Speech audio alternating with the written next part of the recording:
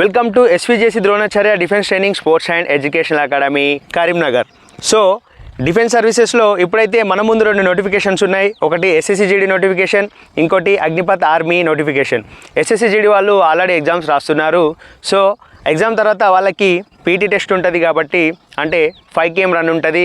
అట్లనే ఆర్మీకి ప్రిపేర్ అయ్యే అభ్యర్థులకి 1.6 km running, pull-ups, 9 feet jump, zigzag run. వీటికి సంబంధించి ద్రోణాచార్య డిఫెన్స్ అకాడమీకి అయితే ఓన్ గ్రౌండ్ ఉంది. 800 meters track, 400 meters standard track and 200 meters sand track ఉంది. సో ఏ ప్రిపరేషన్కైనా, అది ఒక జాబ్, పోలీస్ జాబ్కి, ఈవెంట్ ప్రిపరేషన్కైనా, ఒక స్పోర్ట్స్ పర్సన్ అయినా, నార్మల్గా డైలీ మార్నింగ్ గ్రౌండ్కి వచ్చి యాక్టివిటీస్ చేసుకొని ఫిట్గా ఉండే వాళ్ళైనా మార్నింగ్ ఏం చేయాలంటే నైట్ అంతా మనం పడుకొని ఉంటాం. మార్నింగ్ లేచి ఫ్రెష్ అప్ అయిన తర్వాత గ్రౌండ్కి వస్తాం కదా, పడుకొని ఉన్న మన బాడీ అంతా పాసివ్ మోడ్లో ఉంటుంది, అంటే ఆ రెస్ట్ మోడ్లో ఉంటుంది. అప్పటి వరకు జాయింట్స్, మజిల్ అన్నీ కూడా రెస్ట్ మోడ్లో ఉండి బ్లడ్ సర్క్యులేషన్ కొంచెం స్లో మోషన్లో ఉంటుంది. కాబట్టి గ్రౌండ్కి వచ్చిన వెంటనే డైరెక్ట్ యాక్టివిటీ చేయొద్దు, డైరెక్ట్ రన్నింగ్ చేయకండి. దానికి ముందు గ్రౌండ్కి వచ్చిన తర్వాత before going to start running 10 minutes walk చేయండి. 10 minutes వాక్ చేసిన తర్వాత మెల్లగా మజిల్ అండ్ జాయింట్స్ యాక్టివ్ అవుతాయి. దాని తర్వాత top to bottom or bottom to top human body, మన బాడీలో ఏవైతే జాయింట్స్ ఉన్నాయో ఆ జాయింట్స్కి మొబిలిటీ ఎక్సర్సైజ్ అంటే యాక్టివ్ స్ట్రెచెస్ అండ్ రొటేషన్స్ చేయండి. అలా చేసిన తర్వాత వర్కౌట్ చేస్తే మీకు ఎలాంటి ఇంజురీస్ కావు. అలా కాకుండా ఒకవేళ మీరు డైరెక్ట్ చేసినట్టయితే వెయిట్ బేరింగ్ జాయింట్స్ అంటారండి. Hip joint, knee joint, ankle joint. అదేవిధంగా లోవర్ బాడీలో మేజర్ మజిల్స్, బటక్స్ కావచ్చు, థై మజిలే కావచ్చు, కాఫ్ మజిల్ కావచ్చు, ఇంజురీ కంప్రెస్ అయ్యి ఇంజురీ అయ్యే అవకాశం ఉంటుంది. మనందరికీ తెలుసు, ఈవెంట్ ప్రాక్టీస్ చేసే అభ్యర్థులు చాలామంది దగ్గర నేను గమనించింది ఏంటంటే చిన్ బోన్ పెయిన్ అంటారు, చిన్ splint.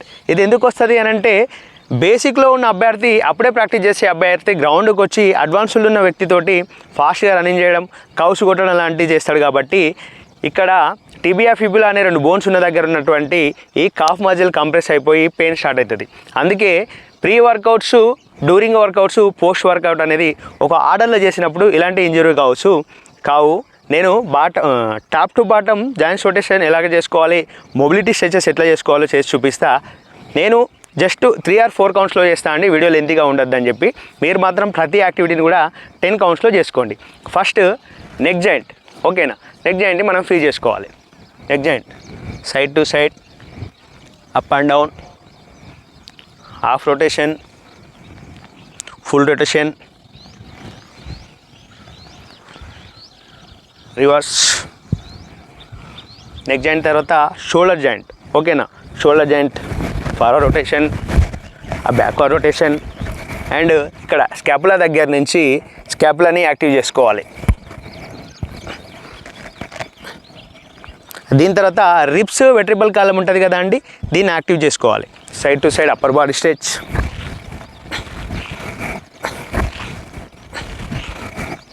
And next hip joint, hip rotation,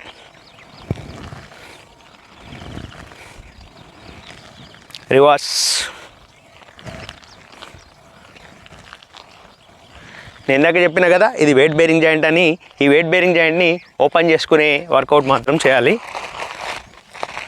legs 2 feet effort, alternate toe touch, stop, 2-point toe touch, 1 2 3 4, 1 2 3 4. Next lunging, side lunge. ఇందులో హిప్ ఓపెన్ అవుతుంది, దీన్ని ఫ్రీగా చేయండి. 1 2 3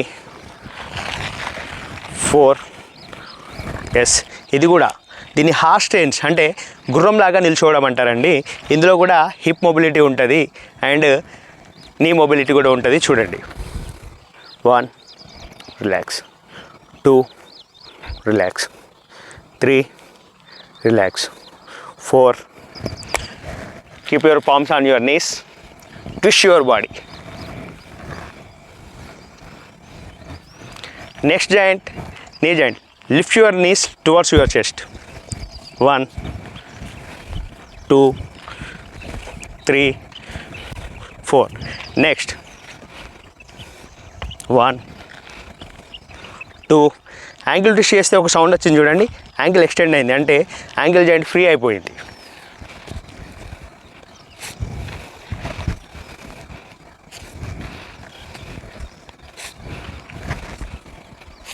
next ankle rotation, reverse, shake your ankle, kick forward, leg change, ankle rotation, reverse, shake your ankle, kick forward. Next, whole body stretch, forward walk, go backward, upper body forward stretch, forward bend, hold your hands, swing your body left to right and right to left, stay there.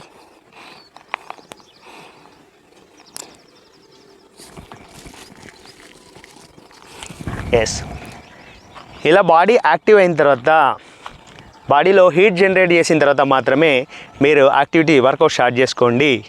ఓకేనా? Next వీడియోలో during work out అంటే upper body strength, lower body strength పెంచుకోవడానికి ముందు బాడీని ఎట్లా heat చేసుకోవాలి, ఏం workouts చేయాలో చెప్తా.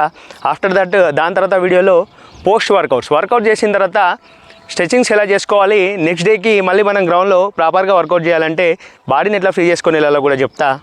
Thank you.